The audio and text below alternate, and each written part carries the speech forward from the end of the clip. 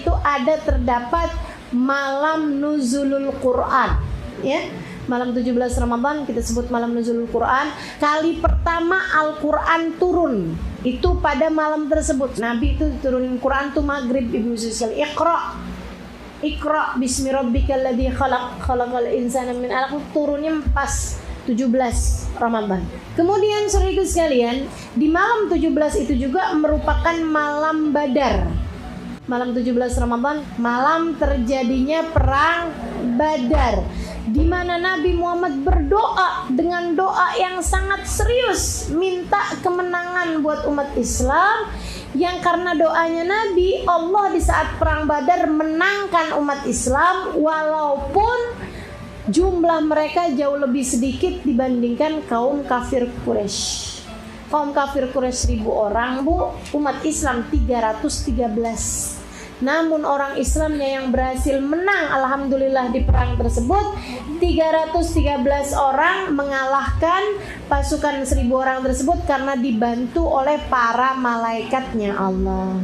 Ibu-ibu berdoa yang benar, insya Allah doa ibu mustajab, karena karunia yang Allah berikan kepada seorang nabi akan terus turun sampai kepada umatnya.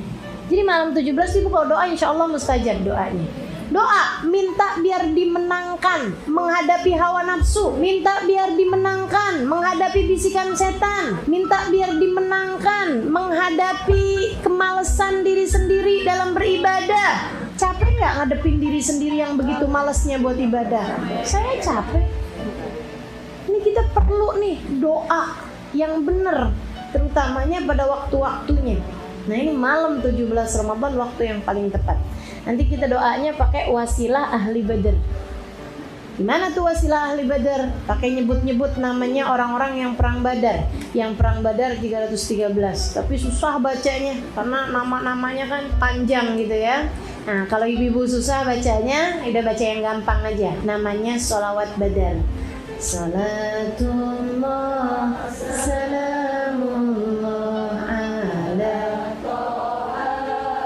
Rasulillah, salatullah salamullah ala yasin habibillah, tawassalna bismillah wa bil hadi rasulillah wa kulli mujahidin lillah bi ahlil badri ya Allah. Nah itu kita minta bi ahlil badri ya Allah, dengan keberkahannya pasukan perang Badar ya Allah kabulkan hajat kami.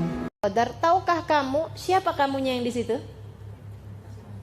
Kita, oh bukan, Nabi besar Muhammad sallallahu alaihi wasallam yang kepadanya diturunkannya Al-Quran. Tahu nggak kamu wahai Muhammad apa itu Lailatul Qadar? Kok pakai nanyanya ke Nabi Muhammad alaihi wasallam? Seolah-olah Allah nih mau menyiratkan kepada kita umatnya Nabi Muhammad alaihi wasallam bahwa aku memberikan Lailatul Qadar nih karena Nabi Muhammad. Ma adrak ma Lailatul Qadar. Tahu kamu wahai Muhammad apa Lailatul Qadar? Karena itu tuh urusan antara Allah sama Nabi Muhammad alaihi salatu wassalam. Allah lagi mau ngasih tahu gitu pada Nabi Muhammad alaihi salatu wassalam bahwasanya si Lailatul Qadar itu diberikan kepada umatnya adalah karena Nabi besar Muhammad sallallahu alaihi wa ala alihi wa sahbihi wasallam. Teman-teman saudaraku sekalian yang saya muliakan, kayak gini, alam taro kaifa fa'ala rabbuka bi ashabil fil. Alam taro, tahukah kamu wahai Muhammad apa yang Allah perlakukan, Tuhanmu perlakukan kepada ashabul fil? Itu Allah lagi mau ngasih tahu bahwa aku bikin Abroha, aku hancurkan dengan pasukan Ababil itu karena di tahun tersebut kamu mau lahir.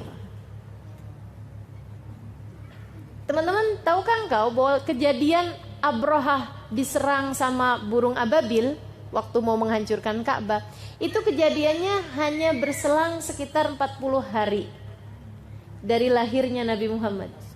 Sehingga Nabi kalau ditanya kapan lahir, pada tahun gajah, di tahun yang sama, hanya selang berapa waktu aja gitu. Karena memang Itu Allah SWT berikan kepada Nabi Muhammad SAW. Alam taro, apakah kamu tidak melihat? Karena memang hal itu diberikan oleh Allah SWT karena Nabi Muhammad SAW. Demikian pula dengan Lailatul Qadar. Ma adrak ma Lailatul Qadar. Tahukah Muhammad apa itu Lailatul Qadar? Lailatul Qadri khairun min alfi syahr. Lailatul Qadar itu yang pertama lebih baik daripada 1000 bulan. Kenapa diberikan kepada Nabi Muhammad? Karena Nabi Muhammad yang minta, meskipun secara tersirat, tidak tersurat. Meskipun itu nggak langsung disampaikan sama Nabi, tapi Nabi meminta itu. Gara-garanya Nabi itu diceritain sama malaikat Jibril umat-umat yang terdahulu. Ada umatnya Nabi Musa sujud. Itu waktu sujudnya doang dihitung 1000 bulan. Orang kan nggak mungkin sujud terus ya. Ada pakai makan, kayak tidur, pakai kamar mandi, kayak ini itu segala macam. Waktu sujudnya doang dihitung tuh 1000 bulan. 1000 bulan 83 tahun. Nabi dengernya ya ampun. Malaikat Jibril cerita lagi gitu. Kata malaikat Jibril, umatnya Nabi yang terdahulu ada yang berjihad fisabilillah, masa jihadnya doang 1000 bulan. Nabi dengarnya ya Allah, sedihnya umat saya. Umatnya Nabi ini umurnya 60 tahun, urusannya banyak bener. Urusannya banyak. Ya Allah, Bu, kok lama gak pengajian? Ustazah, saya mau ngawinin anak. Gitu katanya. Mau ngawinin anaknya kapan, Bu? Tahun depan. Kenapa sibuknya dari sekarang? Ya Allah, urusannya banyak kita nih ya. Kita urusan bulan puasa aja banyak apa gak urusannya? Banyak. Aduh, segala macam ya. Dari nyiapin kue, nyiapin baju. Hah? Iya benar, aduh segala macem deh urusan luar biasa banyaknya gitu. Padahal ini bulan yang kita udah khususkan buat ibadah, segitunya aja urusan yang selain ibadah. Ruwetnya luar biasa banyaknya. Ini Nabi jadi sedih. Nah kalau umur umat saya nih cuma 70 tahun, cuma 60 tahun, 70 tahun, ibadahnya dihitung berapa lama? Kepotong tidur aja udah 1/3 umur. Karena kan rata-rata orang tidur 8 jam. 8 jam itu kan 1/3 hari. Ya, 1/3 24. Nah, kalau orang tidurnya 28 jam, itu pun teman-teman sekalian, tidur 8 jam itu kita tuh udah jamak takdim waktu bayi. Iya kan? Waktu bayi itu antara tidur sama jaganya sama bangunnya banyakan tidurnya anak bayi. Katanya sampai dengan ada yang bilang 21 jam pertama ya, hari-hari pertama. Habis itu kemudian menjadi 16 jam, kemudian menjadi 14 jam, menjadi 12 jam gitu dan seterusnya. Jadi kita udah takdim sebenarnya. Sebenarnya sekarang nih udah waktunya buat ngurang-ngurangin. Karena udah kepotong waktu bayi itu.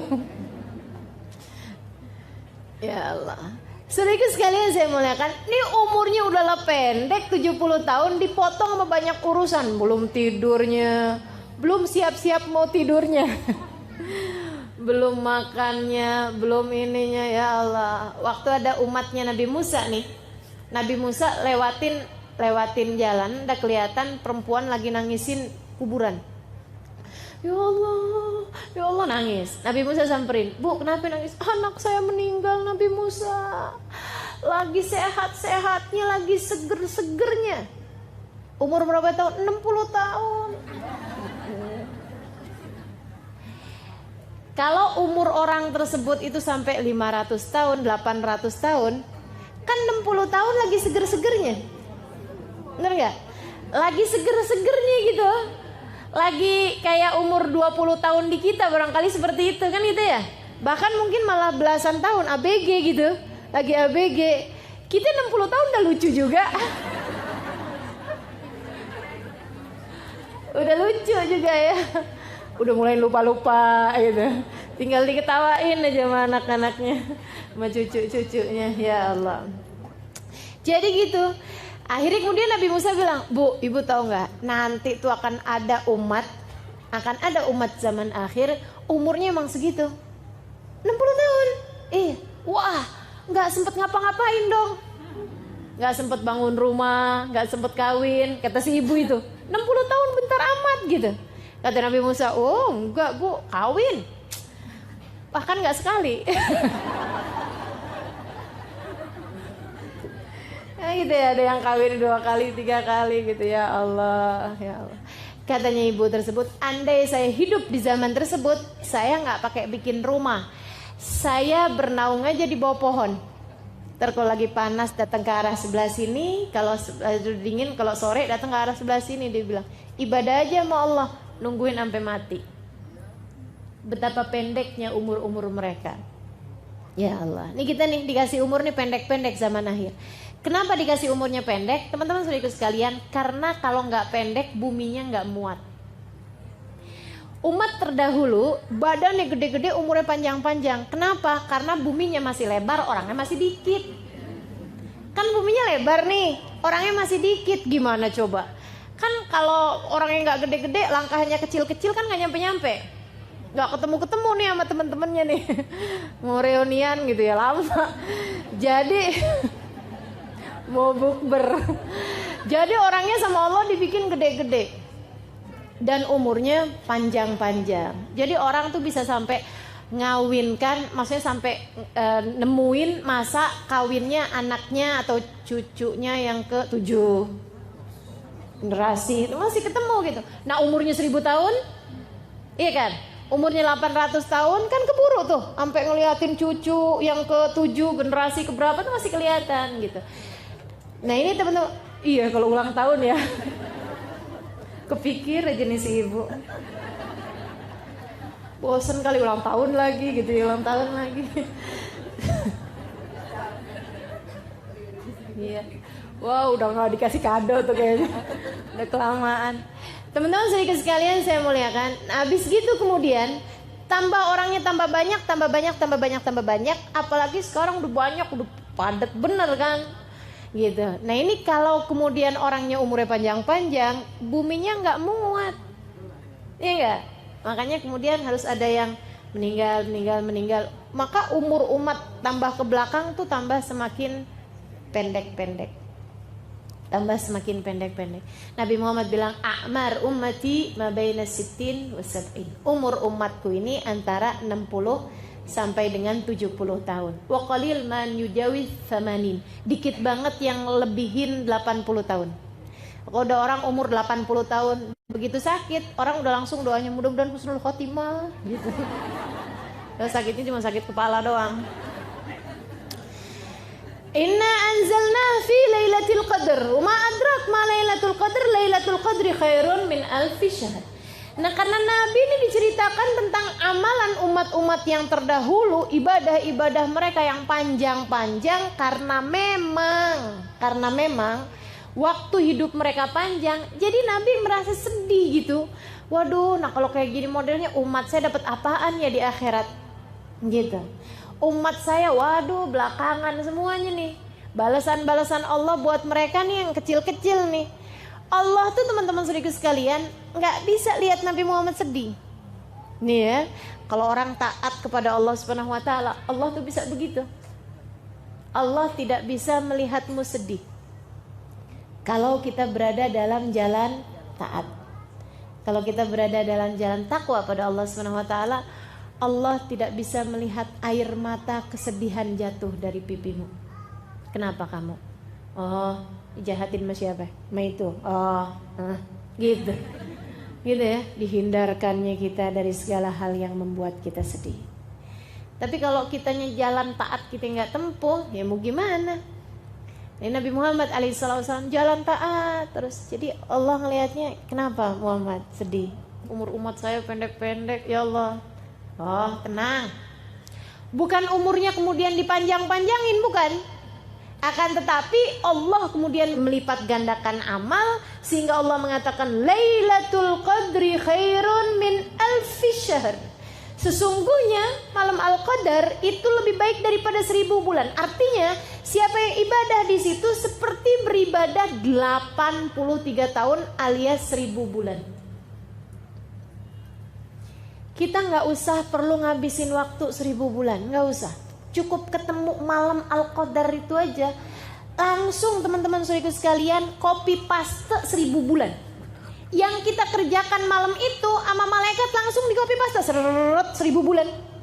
83 tahun. Bahkan bukan 1000 bulan tapi khairun, lebih baik. Berapa kelebihannya? Wallahu a'lam.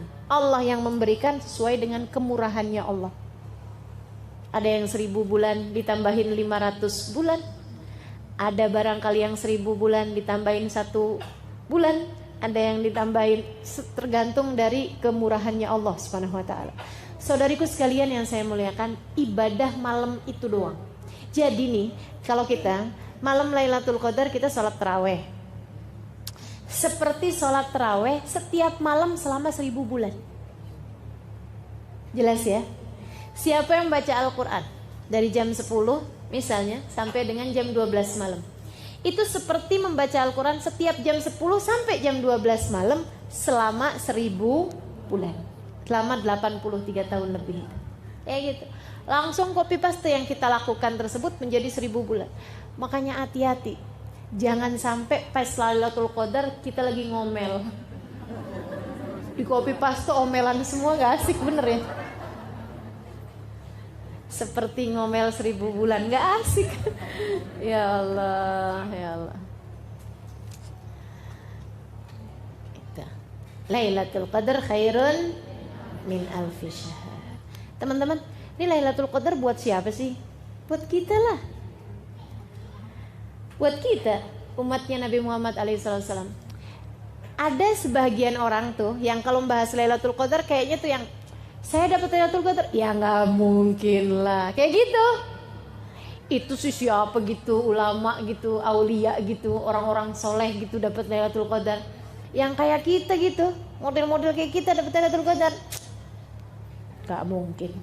Katanya gitu, nggak mungkin gitu. Teman-teman sedikit sekalian yang saya muliakan, satu hal, Lailatul Qadar itu dapat nggak dapat, semua yang dilakukan malam tersebut oleh seseorang langsung berlipat ganda menjadi 1000 bulan. Kamu mau dilipat gandakan yang bukan taat? Mau dilipat gandakan yang maksiat? Naudzubillah, bener kan? Serem bener gitu. Jadi memang kita harus cari, makanya biar pas nepatin Lailatul Qadar pas kita lagi taat gitu. Itu satu. Yang kedua, Lailatul Qadar itu buat kita. Lailatul Qadar hiya lailat qadrina.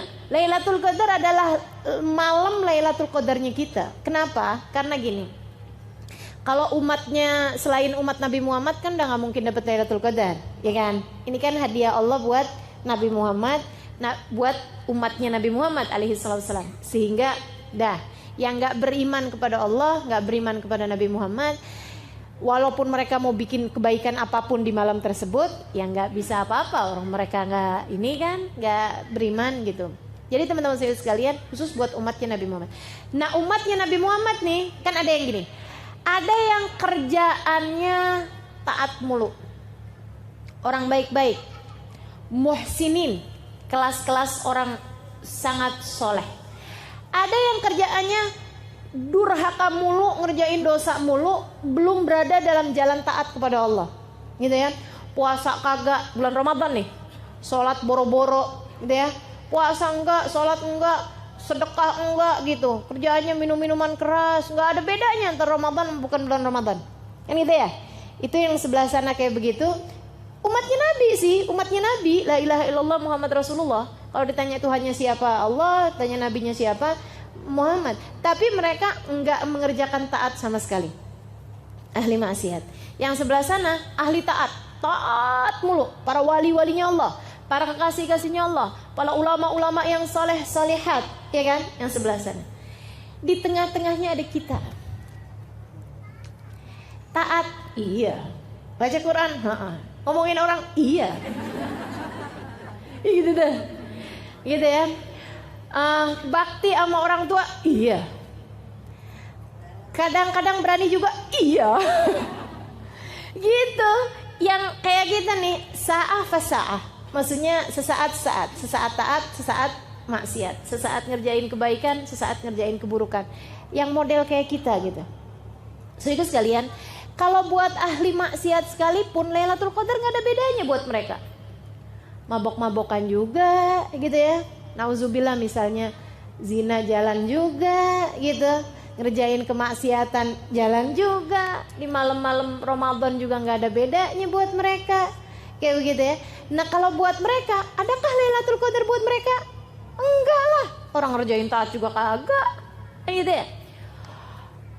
Tahu kita bukan buat mereka, maksudnya buat orang-orang soleh tuh ustazah. Teman-teman sekalian, kalau buat orang-orang soleh itu nggak perlu Lailatul Qadar, nggak perlu Lailatul Qadar. Ketika Syekh Abdul Qadir Jailani ditanya, ya Syekh, mata Lailatul Qadar? Oh hai Syekh, kapan Lailatul Qadar? Ditanya sama Syekh Abdul Qadir Jailani, lana aulakum, buat saya atau buat kalian? Yang nanya bingung, emang beda-beda gitu? Beda-beda lah katanya Syekh Abdul Qadir Jailani.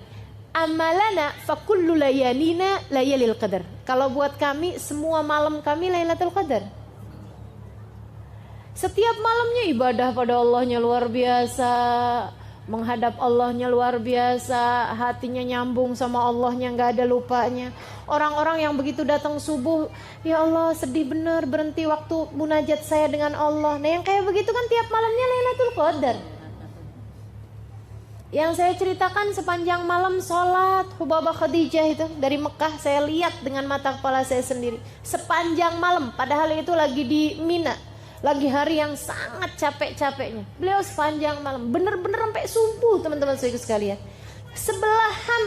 Sebelahan tempat tidur mas saya, jadi saya liatin sepanjang malam tersebut.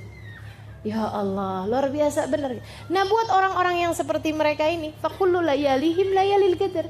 Setiap malam-malamnya adalah malam-malam mendapatkan rahmat, mendapatkan karunia, mendapatkan kemuliaan dari Allah Subhanahu wa taala. Gak perlu nunggu Lailatul Qadar buat mereka. Ini yang kayak kita nih, yang rencana mau baca Quran 2 juz baru dapat 2 lembar udah ngantuk. Ini kan, yang kalau terawih modelnya tinggal ngitungin rokaat mulu. Berapa sih gitu. Yang kalau terawih nyarinya, kalau enggak yang paling dikit rokaatnya, kalau enggak yang paling cepet bacanya. Ini yang model-model kayak kita nih teman-teman perlu Lailatul Qadar. Istilah katanya nih ya, ini kayak semacam mall. Nih ceritanya nih. Kita nih tiap hari dari rumah kita pergi ke tempat kerja ngelewatin satu mall, satu toko besar mall gitu ya. Kita tuh setiap lewat dari etalasenya tuh kita liatin barang-barang bagus-bagus bener. Tapi harganya gila. Andai kita lihat sendal, sepatu 10 juta. Gaji berapa bulan tuh ya? Kan gitu ya. Teman-teman sekalian, tiap hari kita lihat ya ampun tuh kerudungan kayaknya halus, bagus gitu ya. Tapi kita liatin harganya ya ampun. Gitu 500.000. Ya udah deh mendingan buat beli pampers. Punya anak kecil soalnya. Saya sekalian, jadi ini kita ngelihat barang-barang di situ bagus-bagus, cakep-cakep, tapi mahalnya naudzubillah. Gitu kan? Sehingga setiap lewatnya cuman kepengenan aja gitu. Satu hari mereka ada kasih tulisan big sale pada tanggal gitu ya, sekian, jam sekian sampai jam sekian. Misalnya tanggal 24 Juni, sehari sebelum lebaran gitu ya, 24 Juni. Jamnya jam 11 malam sampai dengan jam 11.30 malam. Setengah jam doang. Diskonnya teman-teman sekalian, yang asalnya harganya 10 juta menjadi 10.000. Kan saya cuman bilang ada tuh Ustazah, nggak ada. Langsung nanya di mana Ustazah? Dasar perempuan ya. Teman-teman sekalian, yang asalnya harganya berapa gitu jadi berapa gitu. Murahnya tuh sampai turunnya 10 kali lipat. Turun harganya 10 kali lipat. Ini kita langsung akan yang, oh ya, hari itu saya ngapain? Oh, rencananya mau mudik, nggak jadi, batal mudik. Gitu ya. Atau apapun gitu, kita akan usahakan. Apapun yang hari-hari itu kita akan datengin tempat tersebut karena kita pikir kalau hari-hari biasa orang-orang kaya itu nggak usah pakai nungguin jam itu, mereka emang bisa kebeli mahal-mahal gitu, ada duitnya. Nah orang-orang kaya kita nih kan gitu ya, yang sekalian nggak pernah tertarik sih nggak masalah, cuman yang kayak saya nih yang setiap lewat kepengen, tiap lewat kepengen kan gitu ya. Ya ampun, cuman itu kesempatannya. Ngantri deh. Kalau perlu ngantri dari beberapa jam sebelumnya. Gitu ya. Pokoknya yang penting bisa kebeli itu barang-barang. Nah itu teman-teman saudara sekalian, seperti itulah kira-kiranya Lailatul Qadar. Dilipat gandakan. Bukan hanya menjadi perlipat ganda 1000 kali lipat, bukan. Tapi seperti 1000 bulan. Jadi lipat ganda 1000 dikali lagi 30. Karena kan isinya sebulan adalah 30. Kali 1000 kali 30. Belum tertarik juga? Muslimkah Anda? Kan gitu jadinya. Mukminkah Anda? Umat Nabi Muhammadkah kamu? Kalau belum juga tertarik sama Lailatul, maka Lailatul Qadar adalah Lailat Qadrina, adalah Lailatul Qadarnya kita. Yang kayak kita mesti cari kasihnya Allah Subhanahu Wa Taala. Mereka nggak perlu Lailatul Qadar untuk dapat rahmatnya Allah, untuk dapat kelipatan amal, kan gitu ya. Kalau dibilangin seperti sholat 1000 rakaat, mereka mah nggak pakai seperti, teman-teman. Mereka sih emang ngerjain sholatnya 1000 rakaat. Nah kalau kayak kita kan perlu yang seperti bener gak? Yang kayak kita nih sholatnya sih 10 rakaat tapi seperti 1000 rakaat, kan kita yang carinya kan yang begitu gitu. Nah itu Lailatul Qadar tuh seperti itu, seperti beribadah 1000 bulan. Insya Allah. Lailatul Qadri khairun min alfi syahr. Itu aja belum. Tanazzalul malaikatu warruhu fiha. Pada malam tersebut turun. Tanazzalul malaikah ay tatanazzalul malaikah. Maksudnya turun daf'atan ba'da ukhra, rombongan demi rombongan malaikat. Nah yang disebut malam tuh dari kapan ke kapan sih? Jadi saya waktu kecil dulu punya anggapan bahwa Lailatul Qadar tuh kejadiannya beberapa menit di sebagian malam. Dulu saya pikir begitu. Pas Lailatul Qadar pas ada beberapa menit gitu terjadi Lailatul Qadar. Enggak gitu teman-teman. Lailatul Qadar itu dari maghrib sampai subuh. Itu Lailatul Qadar. Sebab yang namanya malam itu hitungannya adalah dari ghurubus syams, dari maghrib gitu ya, sampai ke tulu'ul fajr as-shadiq, sampai ke datangnya waktu subuh gitu. Yang kita nggak puasain tuh itu namanya malam. Tsumma atimmus syiyama ilal lail. Kemudian sempurnakanlah puasa kalian dari pagi itu, dari terbit fajar sampai ke malam. Kapan malam? Yaitu maghrib itu adalah waktunya malam sampai ke datangnya waktu subuh. Itu terjadi Lailatul Qadar sepanjang malam. Apa aja yang terjadi pada malam tersebut? Amal ibadah langsung berlipat ganda. Ditandainya dengan apa? Tanazzalul malaika. Tanazzal, turun rombongan demi rombongan para malaikat. Jadi dari awal maghrib tuh malaikat turun, malaikat turun, terus aja gitu sampai sayapnya malaikat, kepak-kepak sayap malaikat, kabarnya susun-susun dari langit bumi ini sampai ke batasan yang tidak ada habisnya. Sayyidina Ali meriwayatkan dari hadisnya Nabi Muhammad alaihissalam, katanya Nabi, malaikat itu sampai yadur baina sufufil muslimin, sampai desek-desekan, jumlahnya malaikat itu sampai desek-desekan di antara soft-softnya orang Islam. Jadi ini kalau ada sholat tarawih pas malam Lailatul Qadar, yang hadir 1000 orangnya, malaikatnya bisa 3000, 5000 gitu, sampai desek-desekan malaikatnya menghadiri sholat tersebut. Bukan mau sholat, bukan, cuman mau hadirin, menyaksikan orang-orang yang sholat. Seorang ulama mengatakan, di salah satu kitab tafsir mengatakan bahwasanya jumlahnya malaikat yang diturunkan Allah pada malam tersebut lebih daripada jumlahnya kerikil di atas muka bumi ini. Ka'adadil hasa, seperti jumlahnya kerikil yang ada di atas muka bumi ini. Berapa banyak? Waduh, banyaknya luar biasa. Tanazzalul malaikatu. Wah, mereka jadi saksi siapa aja yang ibadah pada malam tersebut. Jadi kalau di malam itu, ni min kulli amrin kata Allah. Waruh dan malaikat Jibril ikutan turun juga. Ada juga yang mengatakan ruh itu nama malaikat, ada nama malaikat namanya malaikat ar-ruh, gitu ya.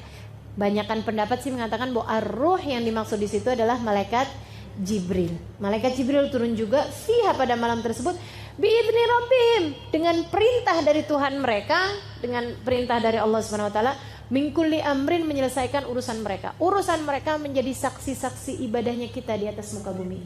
Teman-teman saudaraku sekalian, saya kalau ingat ini nih mikirin gini, ya Allah, Allah tuh ya bikin Lailatul Qadar udah sampai serepot itu. Maksudnya sampai sesibuk itu, sampai sepenting itu, gitu ya. Kalau kemudian kitanya cuman nonton TV.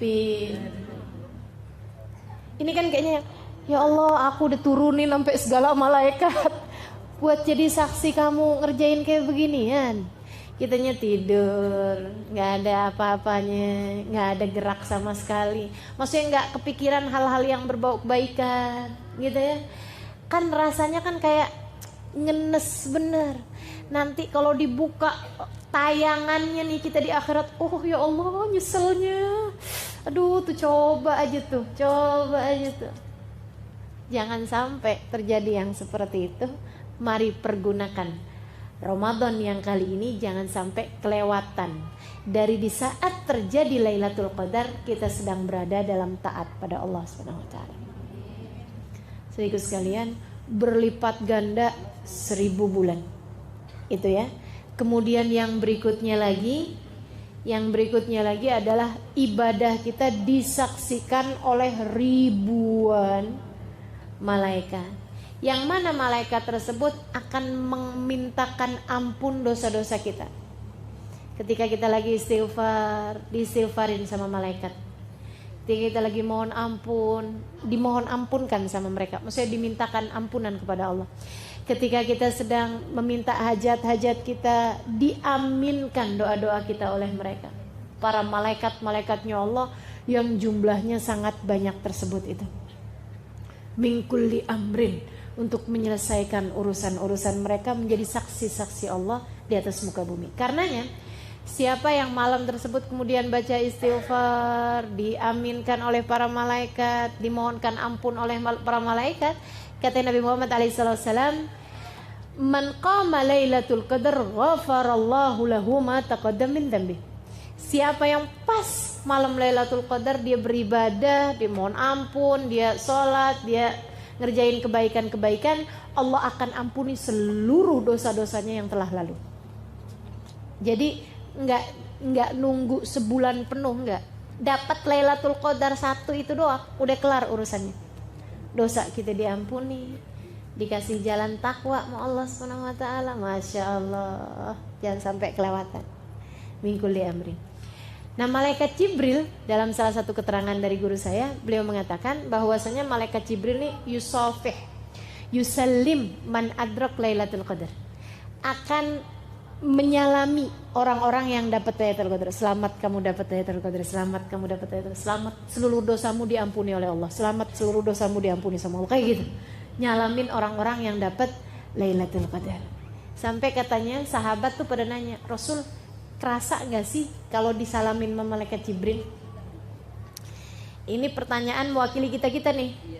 Jangan sampai pas nanti Lailatul Qadar, karena kita gak berasa misalnya gitu ya, jadinya kita gak tahu gitu kalau kita lagi disalamin. Atau kalau memang gak berasa, ya jangan sampai kita coba ngerasain, ya kan? Kayaknya malaikat Jibril lagi datang. Merinding. Ya Allah. Gak ada teman-teman kita mah kalau merinding bukan urusan yang kayak begitu-begituan, bukan. Lain gitu rasanya gitu. Gak ada gitu, belum jadi ahli batin ya yang bisa ngerasain yang begitu. Mudah-mudahan sama Allah dikasih kapan waktunya bisa ngerasain yang rasa-rasa yang begitu. Tapi nggak usah cari-cari, maksudnya nggak usah cari-cari di malam-malam ini rasa nih kayaknya lagi disentuh nih dada saya sama malaikat Jibril, nggak usah. Sebab katanya Nabi Muhammad nggak berasa, walakin yajid burdahu hattus sabah, dia akan merasakan ketenangan hatinya sampai dengan esok harinya. Gitu ya. Tanazzalul malaikatu warruhu fiha biidzni rabbihim min kulli amrin salamun. Kebahagiaan, kedamaian, rahmat, karunia Allah berikan di atas muka bumi. Hiya, malam tersebut, hatta matla'il fajar, sampai terbit fajar, sampai matla'nya fajar, sampai ketika datang waktunya pagi. Sehingga sekalian, kapan dong kejadiannya nih Lailatul Qadar? Udah nggak sabaran rasanya ya, kita mau dapetin nih Lailatul Qadar nih dengan segala apapun yang dijanjikan. Sehingga sekalian, Nabi waktu ditanya jawabnya pernah macem-macem. Bahkan Nabi bilang, Nabi sih ada secara umumnya bilang kayak begini, carilah di setengah terakhir dari Ramadan, carilah di malam ganjil terakhir di Ramadan, malam ganjil setengah terakhir di bulan Ramadan. Jadi 15, 17, 19, 21, 23, 25, 27, 29.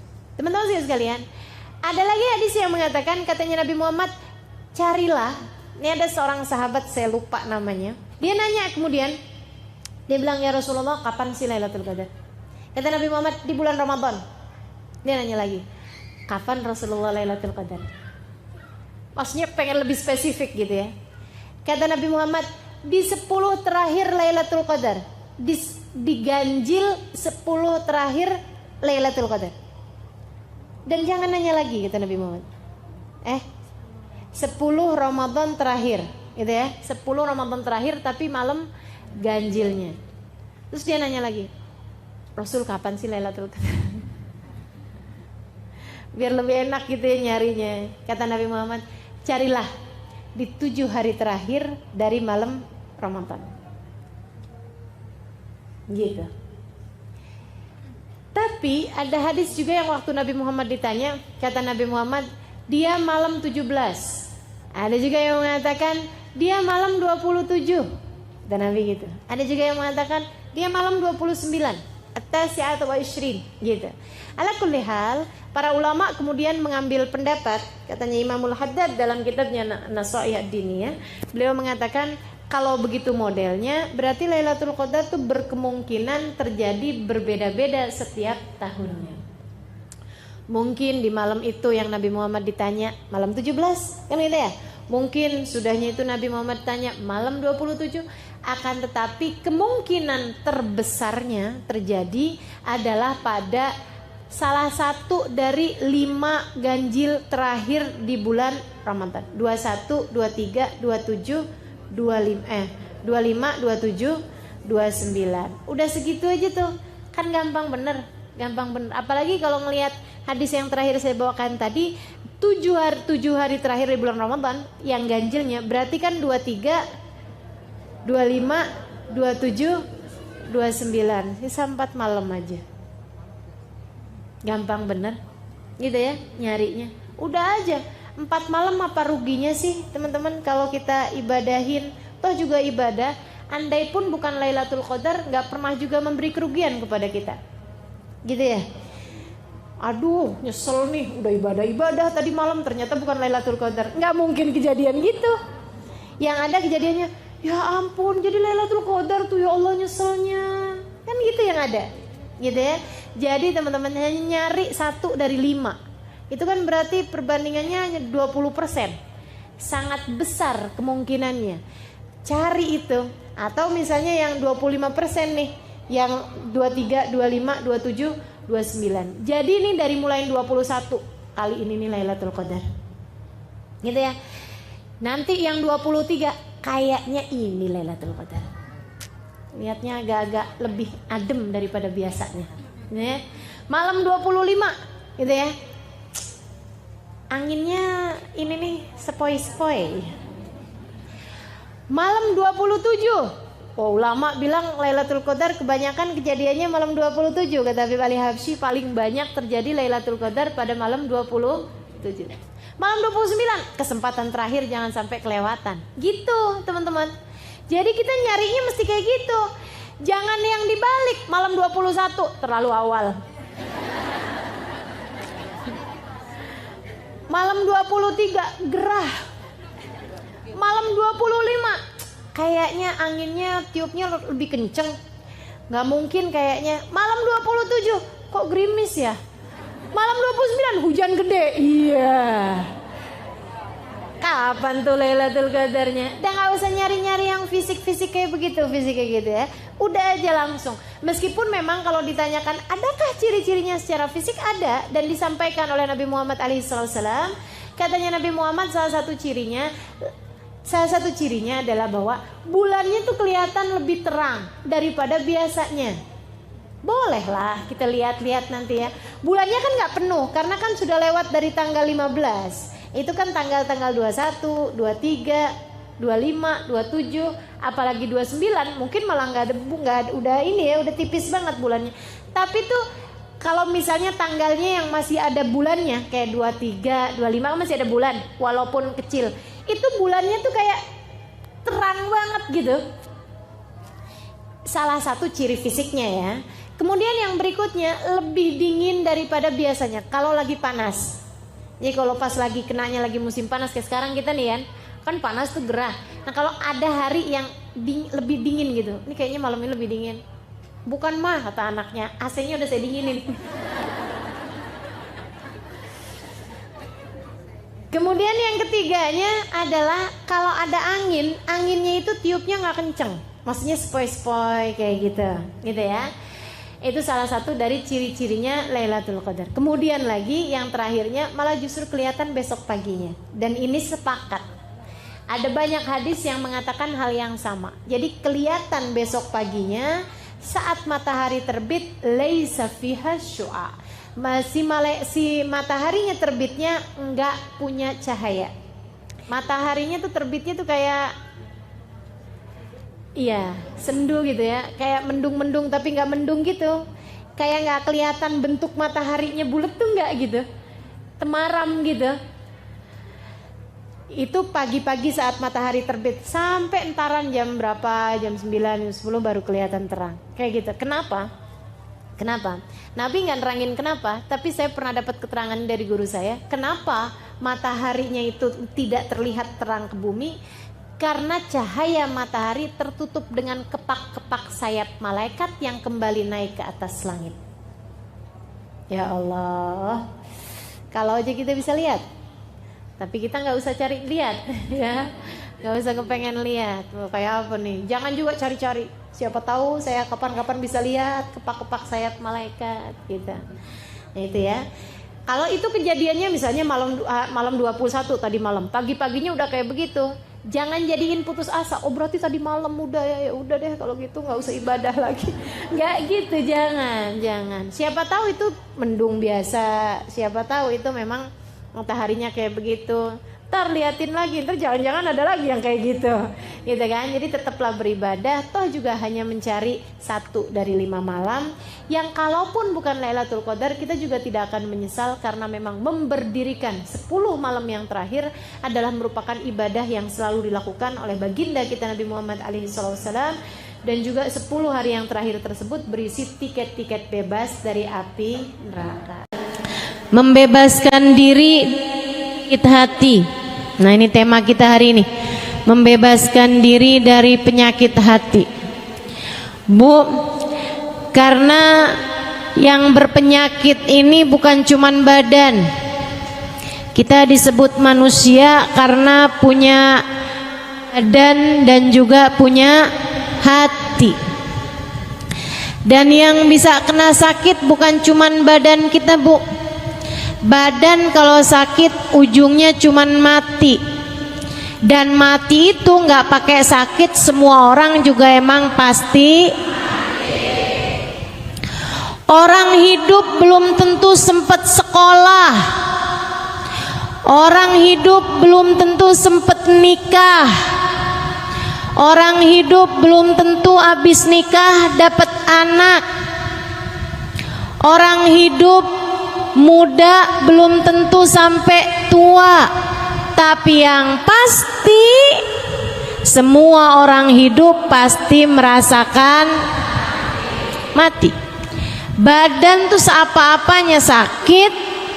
Kalau sakit badan ujungnya cuman mati. Dan mati itu keharusan, keniscayaan sebagai seorang manusia. Masalahnya kalau sampai yang sakit bukan badan tapi hati. Bu, Dek, Nak, mau sebut ibu-ibu doang soalnya banyak adik-adiknya nih ntar ngiri. Jadi sekarang nih kayaknya mesti nyebut semua generasi nih. Bu, Dek, Nak, Nek. Ada nenek-nenek juga ya. Hati kalau sakit bahayanya besar. Kenapa gitu? Bisa nggak selamat? Sebab Allah Subhanahu wa taala mengatakan dalam Al-Qur'an, ala lisani sayyidina Ibrahim al-Khalil, sesuai dengan lisannya Nabi Allah Khalil, ketika Allah menceritakan tentang doanya Nabi Ibrahim alaihi salam, Rabbi la tukhzini yawma yub'atsun yawma la yanfa' mal wala banun illa man atallaha biqalbin salim. Kata Allah, ya Allah, jangan hinakan saya di hari Engkau membangkitkan hamba-hambamu. Jangan buat saya kecewa di akhirat nanti, ya Allah. Yauma la yanfa' mal. Akhirat, hari orang gak selamat bawa harta. Wala banun, hari orang gak selamat bawa anak.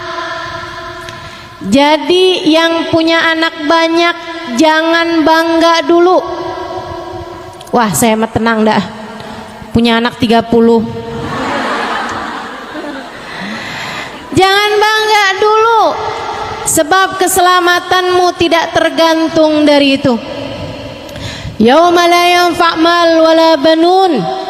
Lantas yang selamat orang yang datang bawa apa? Illa man atallah biqalbin salim. Yang selamat adalah orang yang datang pada Allah dengan bawa hati.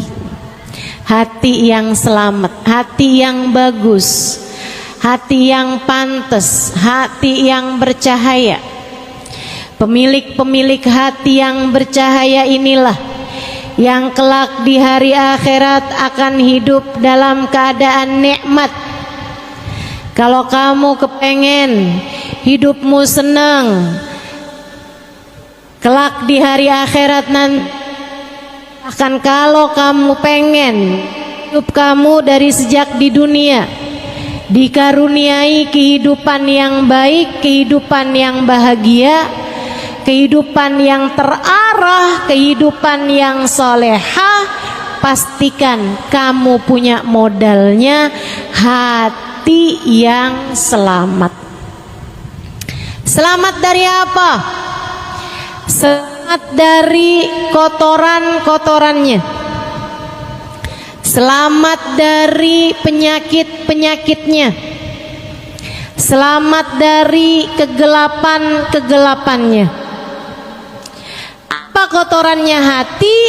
Kotorannya hati adalah dosa. Kata Nabi Muhammad alaihi salatu wassalam, idza adnabal abd nakat fi qalbihi nuqtah sauda fa in istaghfar wa taba musih wa illa. Kata Nabi Muhammad, seseorang apabila mengerjakan dosa maka tertorehlah di lantai hatinya, di ruang hatinya satu titik hitam. Kalau dia bertaubat, dia beristighfar, dia mohon ampun kembali kepada Allah, dihapus titik hitamnya. Kalau enggak, titik hitam terus ada. Bikin dosa lagi, titik hitam lagi. Bikin dosa lagi, titik hitam lagi, sampai hatinya penuh dengan kotoran-kotorannya, hingga hatinya menjadi gelap, tak lagi bercahaya. Nanti kalau hati udah banyak kotoran-kotorannya, hatinya jadi berpenyakit. Penyakitnya hati apa aja? Banyak. Imamul Haddad dalam kitabnya menyebutkan penyakit-penyakit hati paling berbahaya. Kata beliau, salah satu dari penyakit hati paling berbahaya namanya kibir, kesombongan. Kesombongan ini merupakan penyakit hati yang sangat berbahaya. Lawannya sombong adalah tawadhu. Sombong merasa diri lebih baik daripada orang lain. Saya sih duduk di belakang, tapi nih ya, kalau orang tahu siapa saya, pasti saya bakal didudukin di depan.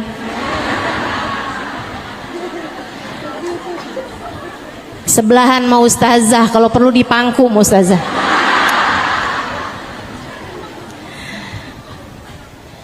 Nah ini nih, merasa diri lebih baik gitu. Ada orang yang duduk di depan tapi merasa dirinya tidak lebih baik daripada yang duduk di belakang. Nah itu mestinya emang kayak gitu.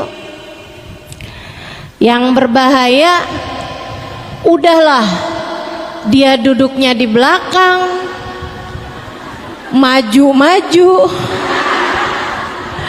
pengen duduknya paling depan, pakai dorong-dorong orang. Ada yang begitu? Mana orangnya?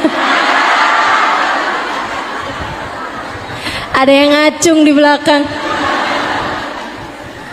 Insyaallah. Hati-hati sama sifat namanya kesombongan. Kesombongan merasa diri lebih baik daripada orang lain. Ngelihat orang yang lebih tua, ya ampun tuh orang pasti dosanya udah banyak. Saya dong mudaan, dosa saya nggak segitu banyaknya dibandingkan dengan dia. Ngelihat yang masih muda, ya ampun dia mah sholatnya belum banyak, ibadahnya belum banyak. Saya dong udah berapa kali lewatin Ramadan.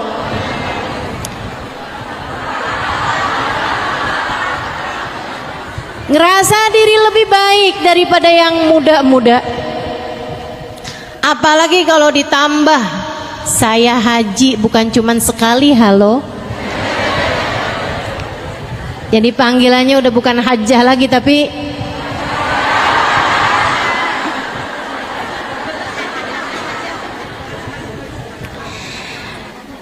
merasa diri lebih baik daripada orang lain, entah karena ibadah, entah karena ilmu, apalagi karena harta.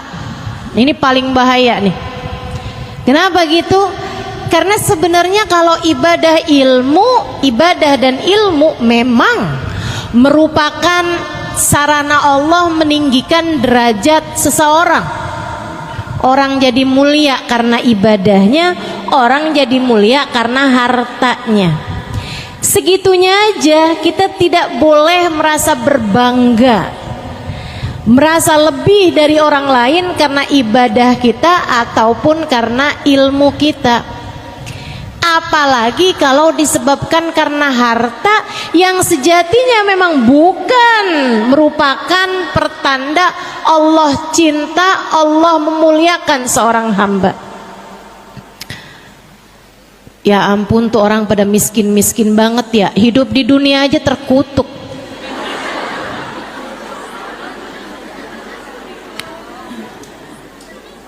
Ya ampun, hina banget sih tuh orang-orang pada buat makan aja susah.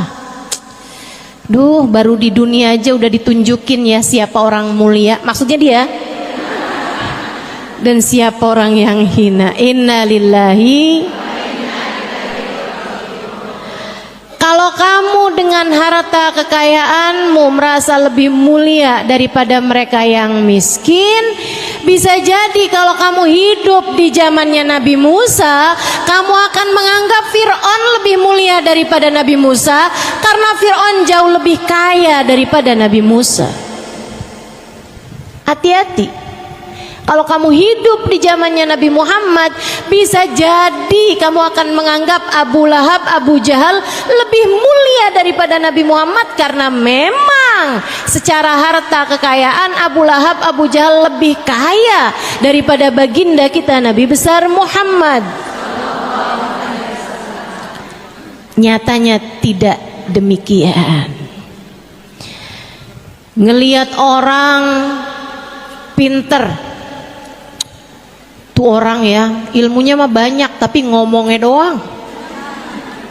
Ustazah tuh hafal hadis berapa banyak tapi bisa ngomongnya doang, prakteknya mah kurang. Ada aja. Tahu dari mana? Pasang CCTV apa di rumah ustazahnya? Pasang di CCTV apa di rumah kiainya, di rumah ustadznya? Tidak tahukah kamu 2 rakaat dari orang alim lebih Allah sukai daripada 200 rakaat daripada orang awam? Hati-hati, jangan pernah berkata hal-hal yang tidak baik kepada orang-orang yang berilmu, apalagi jika dia adalah orang yang menyampaikan ilmu sebagai ulama-ulama Allah Subhanahu wa taala. Ngelihat orang alim aja bisa begitu, apalagi kalau dia ngelihat orang bodoh gitu. Ya, ini nih yang katanya Nabi calon penghuni neraka, kebanyakan orang bodoh nih, dia nih ibadah kagak ngerti, sholat nggak paham, nih dia nih calon-calon penghuni neraka. Terus kamu ngelihat dirimu calon penghuni surga gitu. Hati-hati sama kesombongan, teman-teman seriku sekalian. Ngelihat orang lebih tua, dia merasa diri lebih baik. Ngelihat yang lebih muda, dia merasa lebih baik. Melihat yang miskin, dia merasa lebih baik. Ngelihat orang yang kaya, apalagi kaya bener ya, ngepet di mana nih ya?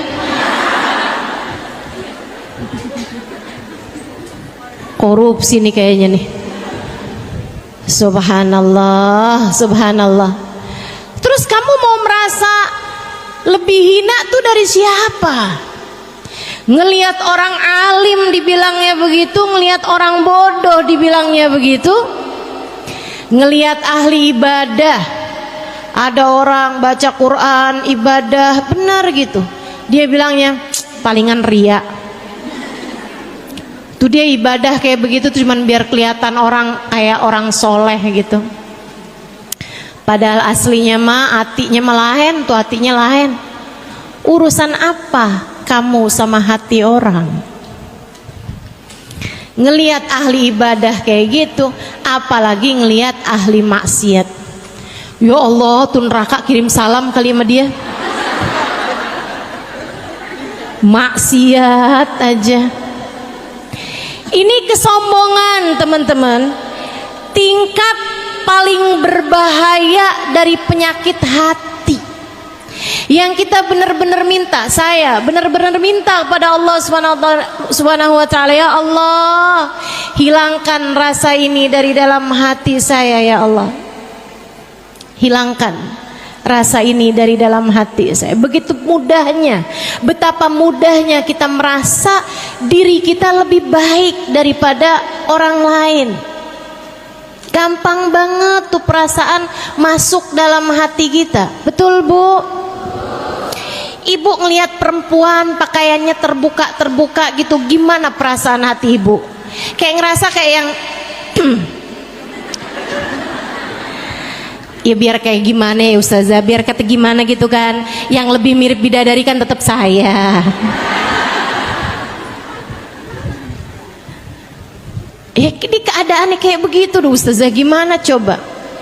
Nih Bu, saya kasih tahu, gimana caranya berpikir agar melihat orang lain selalu memungkinkanmu untuk melihat dia lebih baik daripada dirimu. Bu, Allah tidak pernah memberi jaminan padamu atas surgamu. Siapa di antara kita?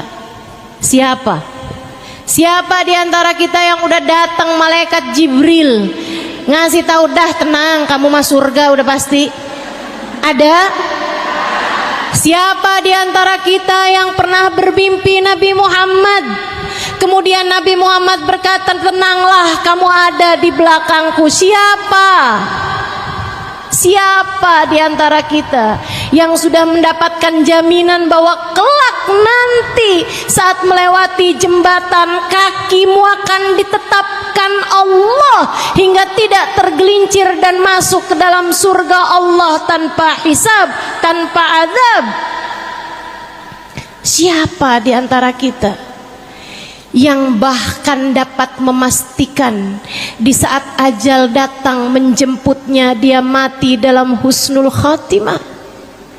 Siapa di antaramu yang bisa memastikan dirimu mendapatkan kemuliaan semacam itu? Bukankah kamu, saya, kita semua adalah orang-orang yang berada dalam keraguan, apakah kiranya Allah ridho kepada kita ataukah Allah murka kepada kita? Bukankah selagi belum ruh keluar dan melihat tempat kembali kita adalah surga, bukankah selama waktu itu kita masih belum nyata keadaan kita masih belum jelas keadaan kita? Akankah ditetapkan dalam jalan taat, ataukah kita diusir dari rahmat Allah Subhanahu wa taala dan dibiarkan dalam keadaan maksiat?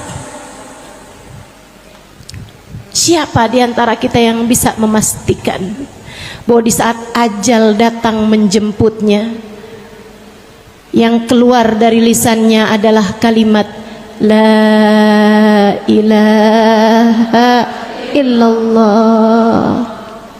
Siapa di antara kita yang dapat memastikannya?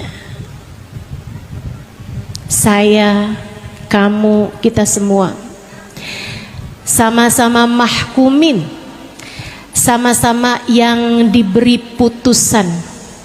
Hakim tertingginya hanya satu, namanya Allah, yang telah mengatakan tentang dirinya, alaihissallahu biahkamil. Bukankah Allah adalah hakim yang seadil-adilnya?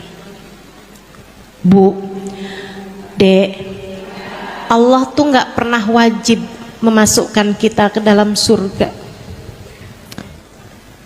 Ini saya serem sih kalau lihat ini. Serem saya kalau ingat ini. Allah nggak pernah wajib memasukkan Halimah Ali terus dalam surga. Dan Allah bisa, kuasa untuk memasukkan saya ke dalam neraka. Sama, kamu juga gitu. Allah tidak wajib memasukkanmu ke dalam surga. Allah bisa, kuasa memasukkanmu ke dalam neraka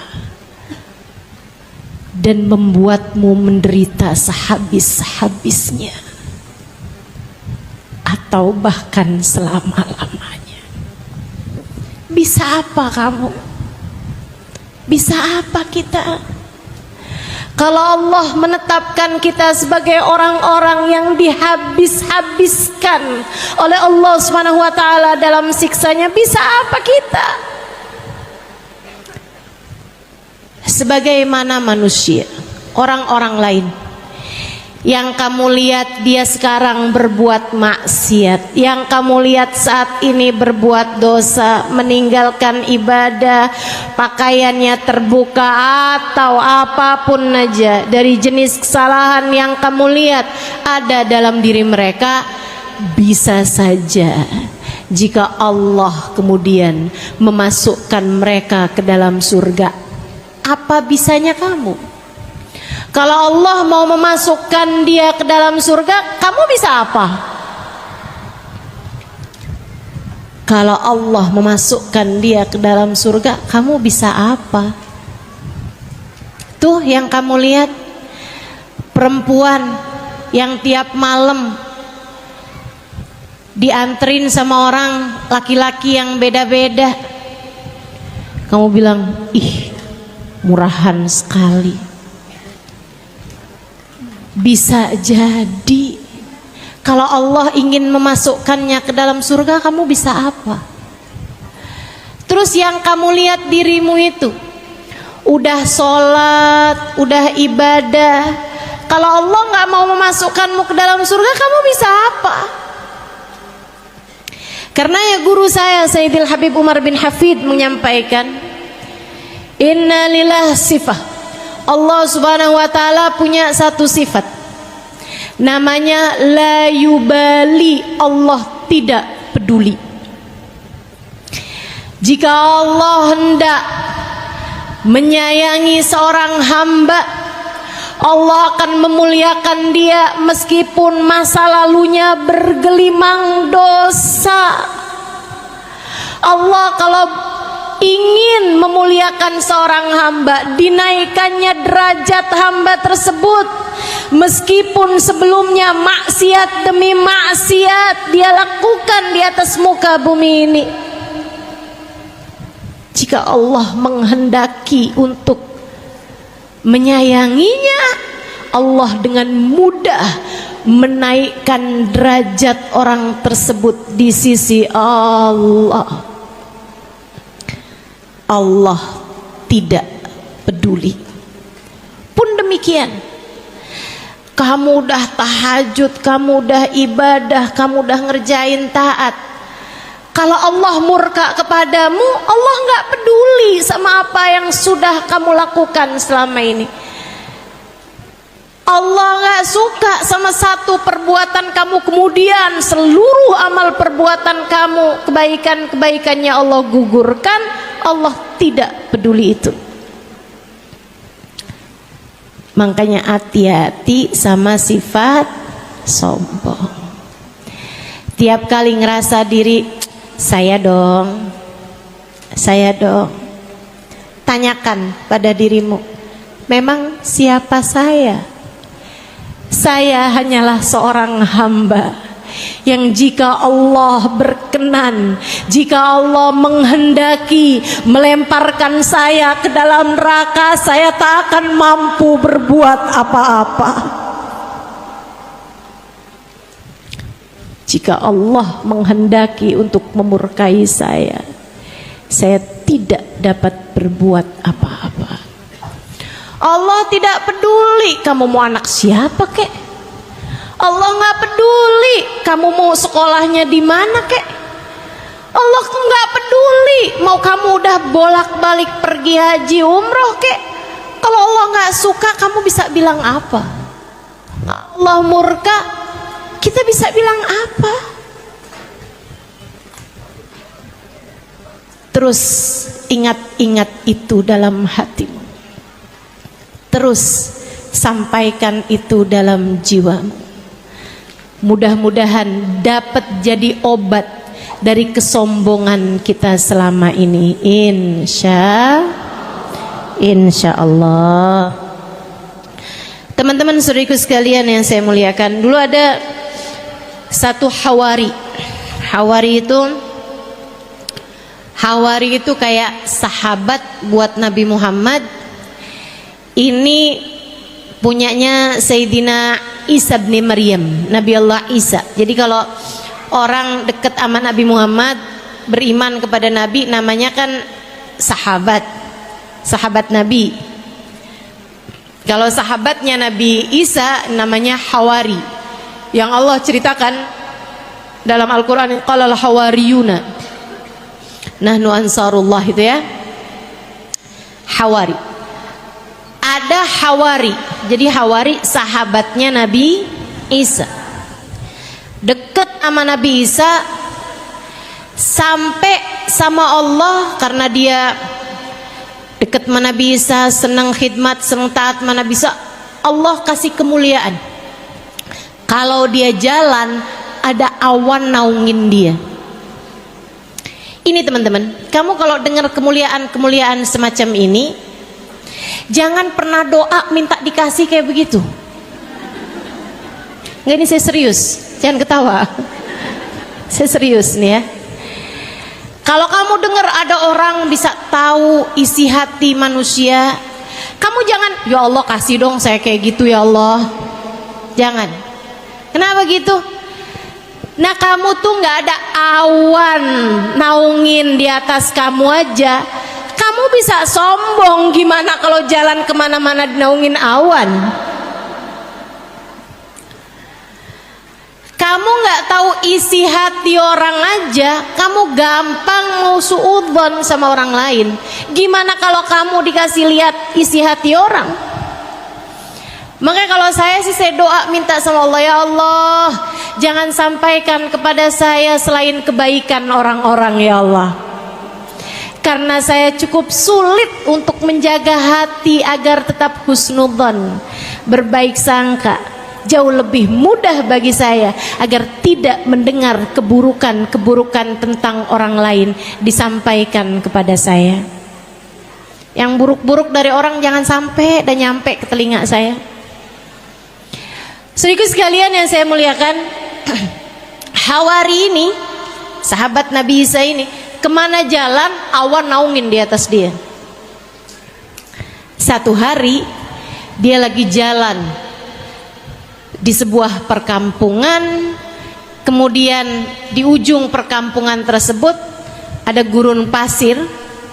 Saat melewati itu, dia sambil awan naungin di atasnya, dan dia jalan dalam keadaan terhormat, bajunya putih, pecinya putih, mukanya bercahaya, asar dari ibadah, asar dari zikir, bekas-bekas zikir kelihatan, bekas-bekas wudhu kelihatan dari wajahnya, dari tubuhnya, cahaya ibadah.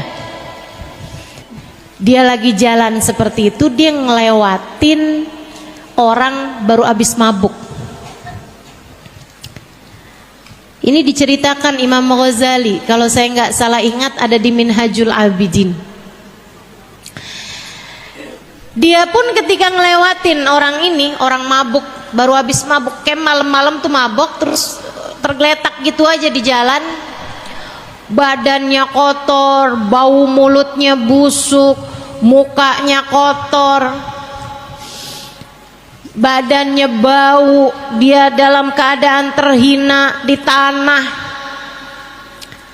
Orang ini ketika lewat, dia menjauh, bukan karena takut dipukul, orang mabok kan namanya mabok ya, enggak gitu, tapi dia ngelihatnya, ih ahli maksiat,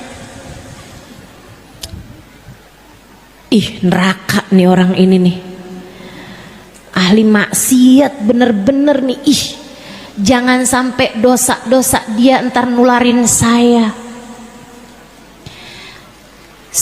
nih kan ahli taat, jalan deket-deket, jangan deket-deket nih, ntar saya kecipratan nih, kecipratan dosanya, kecipratan maksiatnya. Dia pun jalan agak jauh-jauhan gitu dari orang tersebut, menghindar. Si orang mabuk tadi ini, dia kebangun gitu kan beberapa saat sebelum orang tadi lewat. Dia liatin dirinya, pusing kepalanya, bau badannya, lapar perutnya, pada sakit semua. Dia kemudian mikir, hidup gak enak banget ya. Emang nih kalau maksiat sama Allah nih kayak gini nih. hidupnya nggak enak, gara-gara jauh dari Allah nih kali ini ya. Nggak enak banget hidup saya nih, kotor, terhina, lapar. Nggak lama dia lihat orang tadi lewat di samping dia tuh. Dia bilang, tuh ahli taat, mukanya berseri-seri, badannya bersih, jalan dalam keadaan terhormat, awan pula naungin di atas dia. Enaknya jadi ahli taat kepada Allah. Saya nih jadi ahli maksiat, hinanya hidup saya. Dia kemudian duduk. Dia bilang, ya Allah, kalau saya balik kepadamu, Engkau terima enggak ya Allah? Terima kan ya Allah?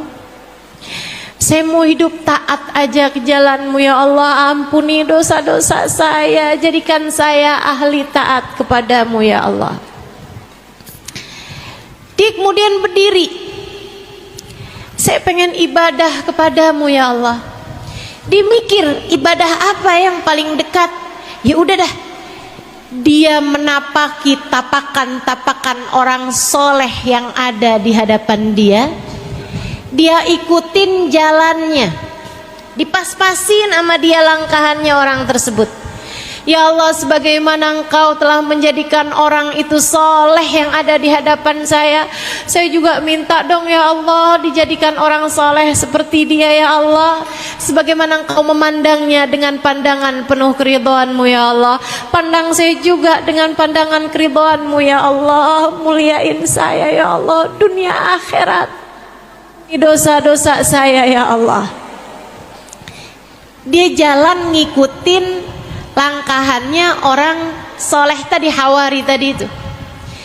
Si Hawari noleh ke belakang, nggak, ngapain dia ngikutin saya?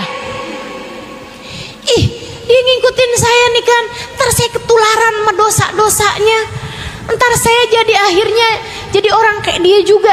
Ih, amit-amit, amit-amit. Ngapain situ orang ngikutin saya? Dia terus mempercepat langkahnya. Fa'auhallahu ila Nabi Allah Isa bin Maryam. Allah memberi wahyu kepada Nabi Isa bin Maryam.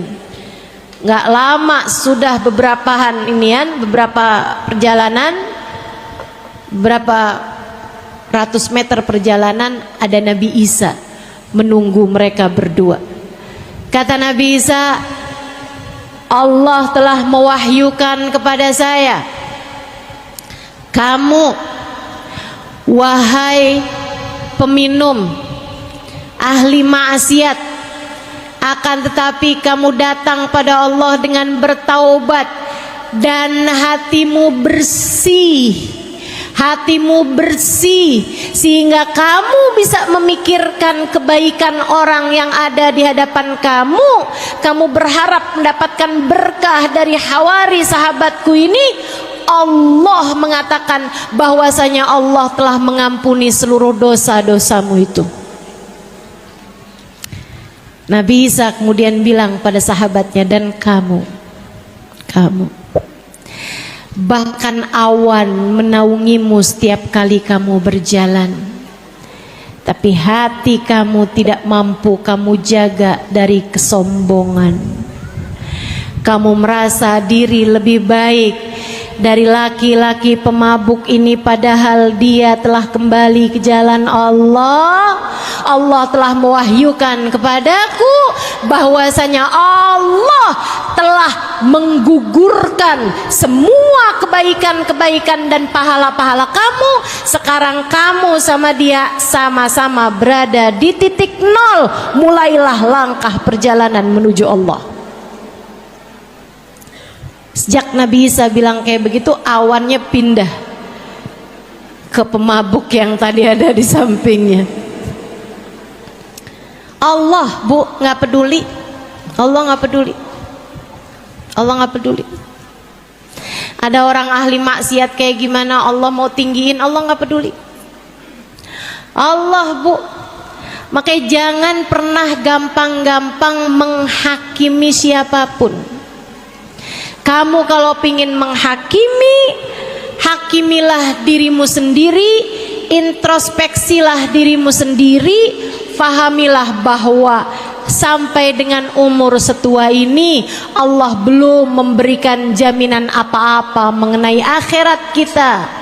Maka bukankah sebaiknya yang sedang diuji ini berhati-hati? Hati-hati, terutama dalam urusan menjaga hati. Itu penyakit hati berbahaya, namanya kesombongan. Ada lagi disebut oleh Imam Al-Haddad dalam kitabnya Adab Sulukil Murid, penyakit hati yang juga nggak kalah berbahayanya, namanya hasad. Apa itu hasad? Iri dengki. Apa tuh iri dengki?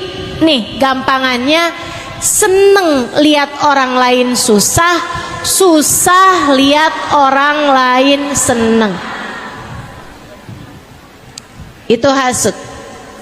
Dan ini juga, jangan kamu ngerasa saya emang nggak punya, aman, saya mah bebas, nggak ada, saya sih nggak pernah iri sama orang lain, nggak pernah iri sama orang lain.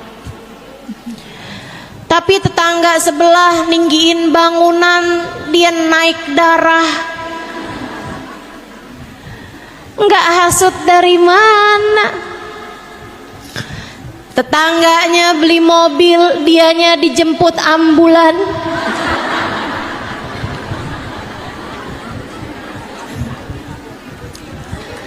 Ada anak tetangganya dilamar bolak-balik, sementara anaknya sendiri udah masuk umur tapi belum datang-datang juga jodohnya. Hatinya kalang kabut, mikir nih jangan-jangan dia guna-guna. Hatimu berpenyakit, segeralah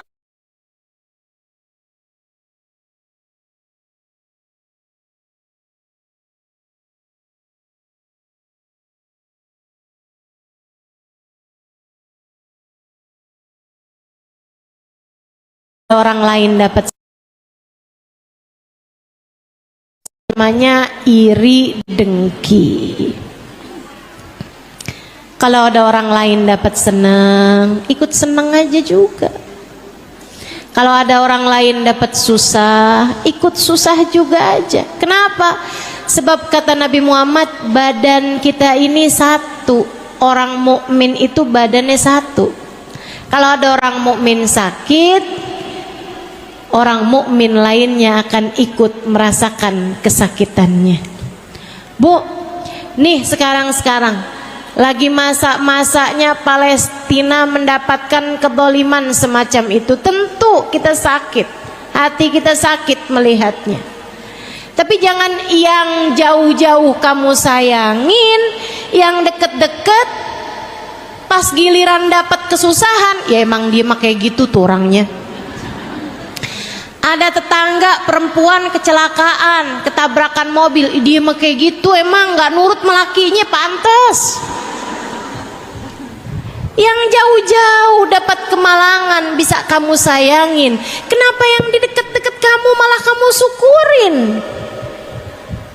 Hatimu jangan biarkan ia dipenuhi dengan hasad, dengan rasa iri dan dengki. Mudah-mudahan Allah selamatkan kita semuanya. Tapi gimana ya Ustazah, ada tuh orang yang hati saya tuh kayak nggak pernah biasa aja gitu. Kalau yang lain sih nggak apa-apa nih, tapi kalau sama dia tuh emang kayaknya dianya juga emang suka kayak gitu sama saya Ustazah. Jadi saya juga akhirnya kayak gitu sama dia juga tuh. Saya pokoknya kalau dia dapat kesenangan saya kesel aja gitu. Kesel aja saya Ustazah. Gimana cara ngobatinnya? Kamu harus tahu dulu bahwa itu sesuatu hal yang sangat merusak agamamu. Al-hasad haliqatuddin. Kata Nabi Muhammad, sifat hasad itu adalah pencukur agama. Kayak rambut nih gondrong, kena cukur langsung botak. Iman kamu, agama kamu kayak begitu. Katanya Nabi Muhammad dalam hadis yang lain, al-hasad ya'kulul hasanat kama ya'kulun narul hatab. Hasud makanin kebaikan kayak api memakan kayu bakar. Kamu ibadah sehari, kena hasud sekali, habis ibadahmu sehari itu. Bahkan kadang-kadang ibadah seminggu, habis kena hasud sekali. Kadang-kadang ibadah sebulan, habis kena hasud sekali. Bahkan kadang-kadang ibadah setahun, habis kena hasud sekali. Bahkan kadang-kadang ibadah seumur hidup, habis sama sekali karena termakan oleh rasa hasud yang menggerogoti dalam hati seseorang. Hati-hati sama sifat hasud. Jangan hasud. Sama-sama belajarnya, tapi yang ini sukses, yang kamu kurang sukses, ya nggak apa-apa. Sama-sama buka usahanya, yang dia maju, yang kamu enggak, ya nggak apa-apa. Bu, Allah yang ngasih rezeki buat semua orang, Allah yang paling tahu. Apalagi kalau kamu ngerasa, ya Allah, dulu waktu toko saya sendirian, toko saya laku ya Allah. Giliran tetangga toko juga, dia yang lebih laku ya Allah. Bangkrutkanlah toko dia ya Allah. Kamu zalim dengan kamu punya sifat hasud. Kamu merasanya malah diri kamu yang terzalimi. Nah ini kan namanya musang berbulu dong. Gimana mau Allah sayang kalau kayak begitu? Jadi kamu harus ngerasa dulu bahwa itu adalah penyakit. Tiap kali datang kebencian, datang rasa iri, datang sifat hasud nih dalam hati, menangislah kepada Allah. Ini dikasih tahu sama Imamul Haddad obatnya. Yuk bebaskan dirimu. Saya udah kasih tahu tadi obatnya sifat sombong.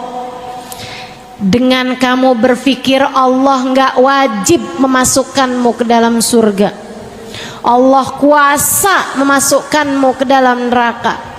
Allah juga nggak wajib masukin orang ke dalam neraka. Allah bisa saja memasukkan dia yang paling pendosa sekalipun ke dalam surga. Tuh kalau kamu ingetin terus, agak berkurang kesombongan kamu. Tenang teman-teman, saya ngasih tahu kamu obatnya karena saya penyakitan sama kamu. Jadi saya ngerti gimana cara buat ngobatin penyakit-penyakit dalam diri saya ini. Saya sampaikan kepadamu.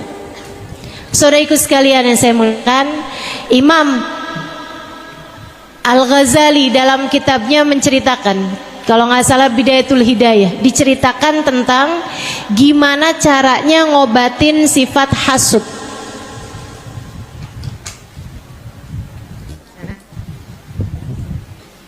Ya, kita akan berhenti sejenak, mau adzan, nanti habis selesai adzan kita lanjutkan kembali.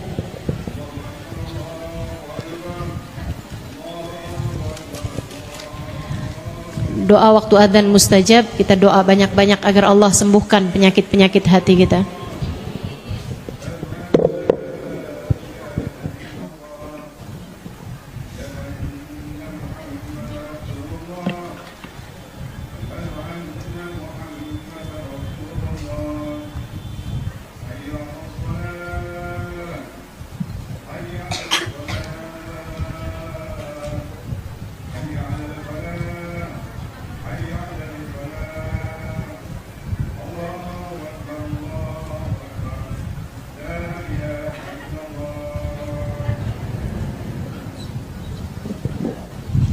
La ilaha illallah, alhamdulillah alamin. Allahumma salli ala sayyidina Muhammad wa ala ali sayyidina Muhammad. Allahumma rabb hadhihi ad-da'wati at-tammah wassalatil qa'imah hati sayyidina Muhammadin al-wasilah wal fadilah wa syaraf wad darajatil aliyah rafi'a ba'atul maqam al-mahmud alladhi wa'attah innaka la tukhliful mi'ad ya arhamar rahimin.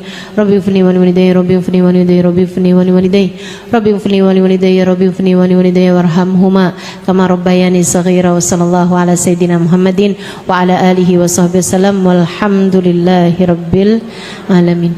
Imam Al-Ghazali dalam kitabnya menyebutkan obat penyakit hasud. Kalau kamu merasa diri kamu nih dikuasai sama sifat rasa hasud, biasanya ya maaf, biasanya tuh kalau ibu rumah tangga hasudnya juga sama ibu rumah tangga. Biasanya penjahit hasudnya juga masih sama penjahit. Biasanya maaf, pejabat hasudnya juga masih sama pejabat. Biasanya kalau maaf nih ya, biasanya kalau ustazah hasudnya juga sama ustazah. Makanya hati-hati nih sama sifat ini nih, hati-hati bener-bener. Perempuan biasanya hasudnya juga sama perempuan. Istri biasanya juga hasudnya sama istri-istri yang lain gitu, kayak seneng gitu kan. Kenapa kok saya nih jadi istri kok kayak menderita gitu. Akhirnya hasud, ada istri yang lain dapat hadiah.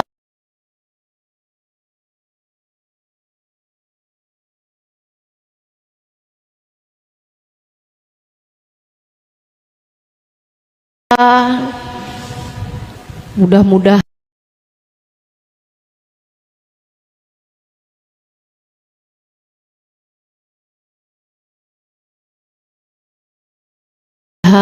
suaminya nggak lagi sayang sama dia.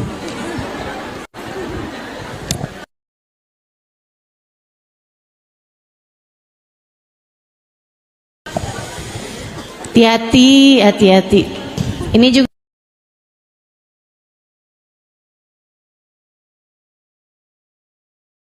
nih Bu nih, kalau ibu-ibu kalau dapat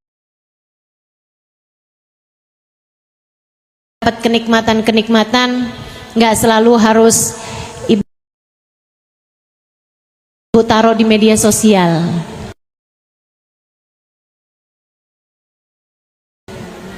Ibu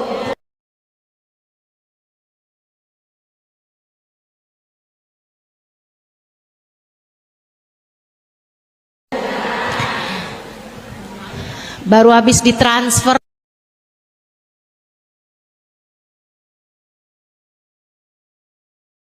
sama suaminya di foto.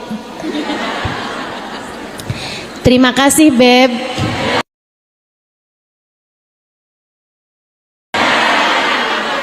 Semoga rezekinya melimpah ruah.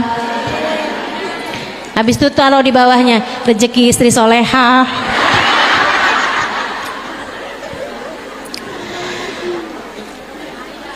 Akhirnya, nah ini yang iri ini kasih tahu nih penyakit atau obatnya sama Imam Al-Ghazali. Kata Imam Al-Ghazali,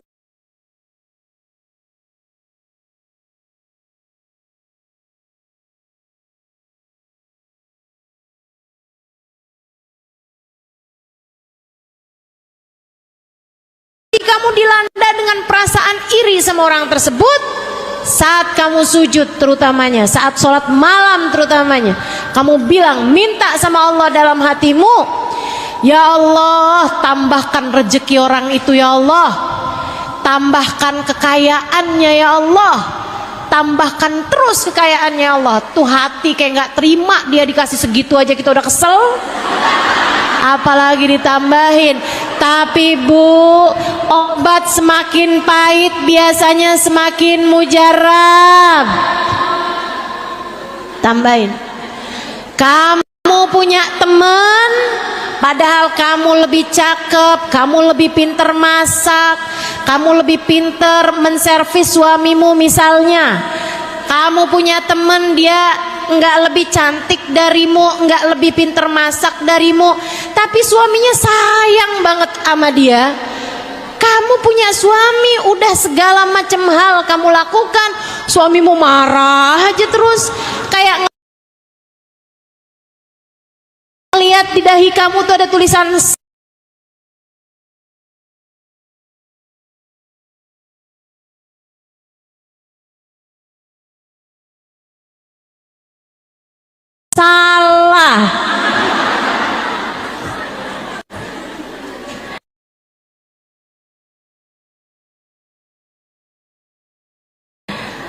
Kamu iri aja ngelihat dia tuh. Tuh orang cakep kagak. Nyuguhin sama suaminya beli GoFood. Tapi suaminya sayang banget sih sama dia.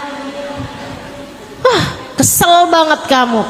Rasanya kamu kayak kepengen gitu biar dia tuh nggak lagi disayangin sama suami dia gitu.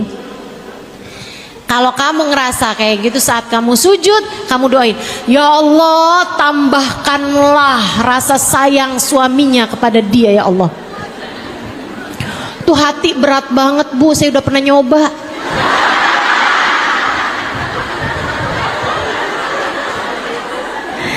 Tapi kan emang ya, dokter itu yang bisa ngobatin yang pernah punya sakit yang sama. Jadi insya Allah jadi obat buat semuanya. Coba kerjain, coba kerjain, coba kerjain. Tiap kali rasa benci dalam hatimu menguasaimu, doakan orang tersebut biar dapat segala kebaikan, dapat segala kebaikan, dapat segala kebaikan. Dan saya ngelihat orang nggak belajar tapi cerdas banget sih. Hati saya rasanya yang saya harus belajar banyak nih biar bisa ngerti gitu kan. Saat saya lagi sujud saya doain, ya Allah tambahkan kecerdasannya ya Allah, tambahkan ilmunya ya Allah, bukakan padanya ilmu ladunimu ya Allah. Pelan-pelan rasanya jadi hilang, pelan-pelan rasanya jadi hilang. Malah kalau kamu bisa lagi deketin, datengin orang itu. Hati nih rasanya, kita kan kalau lagi sebelah sama orang, Bu jangan kata kita suruh deketin, ngeliatin mukanya aja ogah. Betul. Sebut namanya aja. Si itu siapa? Si itu. Sampai nyebut namanya aja nggak mau. Nih obatnya nih, kalau kamu lagi sebel sama orang, benci sama orang, hasut sama orang, datengin, salamin, pelukin, bilang sama dia, saya sayang sama kamu. Hilang, setannya hilang, setannya hilang, percaya saya, setannya hilang. Obat tuh emang berawanan, Bu.